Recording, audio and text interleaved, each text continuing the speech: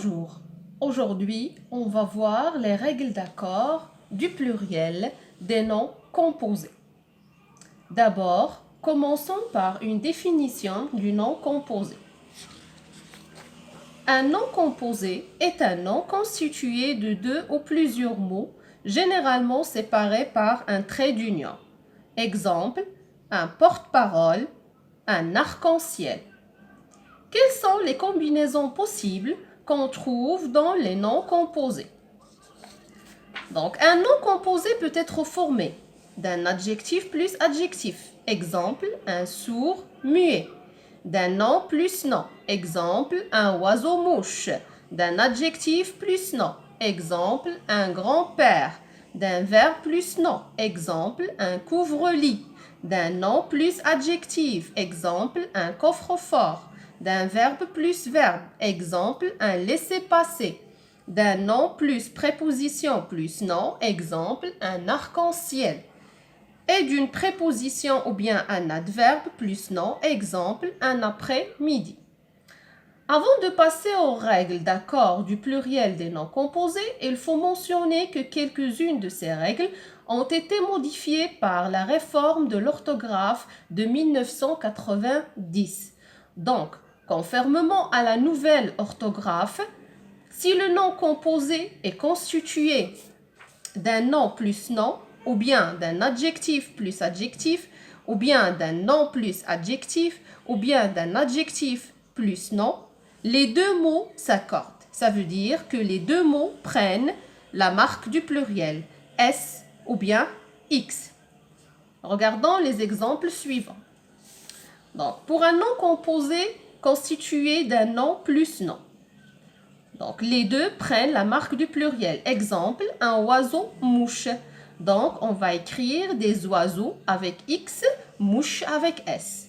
Si le nom composé est constitué d'un nom plus adjectif, exemple, un coffre-fort.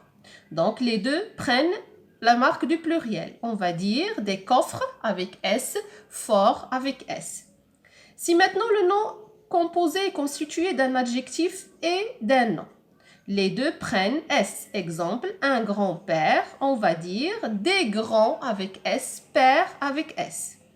Si le nom composé est constitué d'un adjectif plus un adjectif, les deux aussi prennent la marque du pluriel.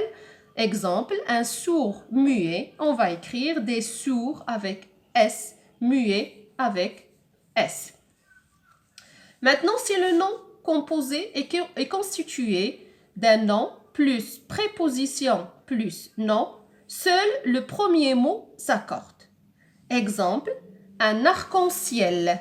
Donc, un arc-en-ciel, au pluriel, on va écrire des arcs avec S, en ciel reste invariable.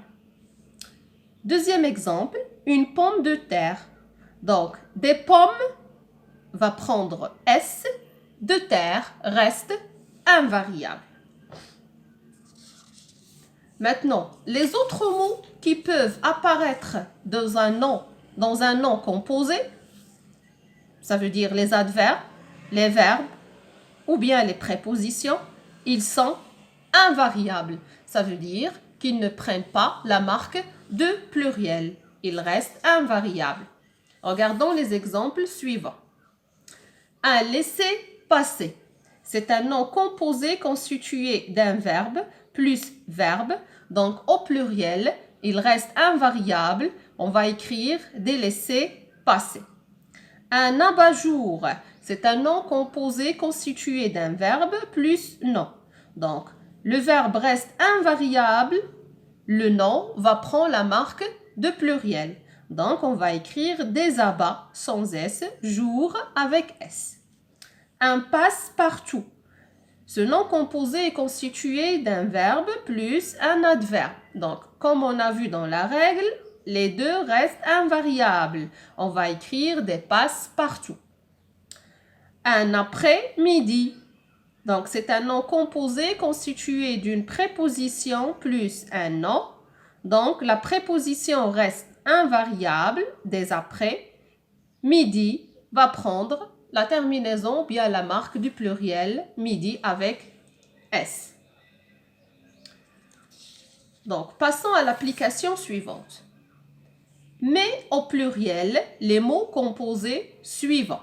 Mais au pluriel, les mots composés suivants. On a d'abord un chien loup. Donc, un chien loup, il est constitué d'un nom plus nom.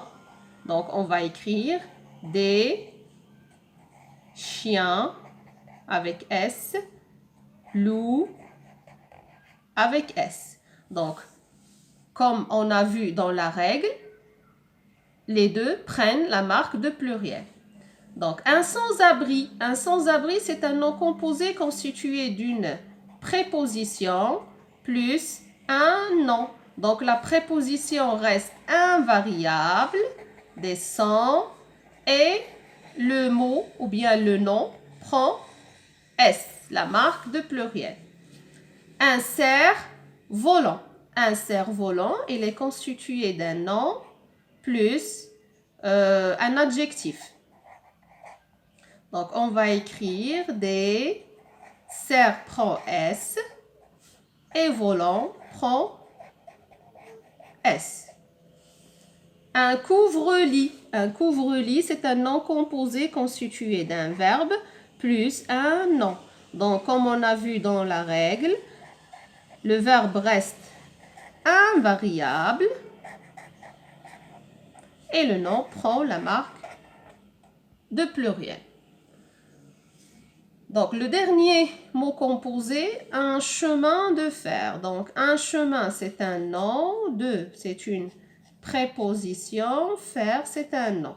Donc, seul le premier prend la marque de pluriel. On va écrire des chemins avec S de fer reste invariable.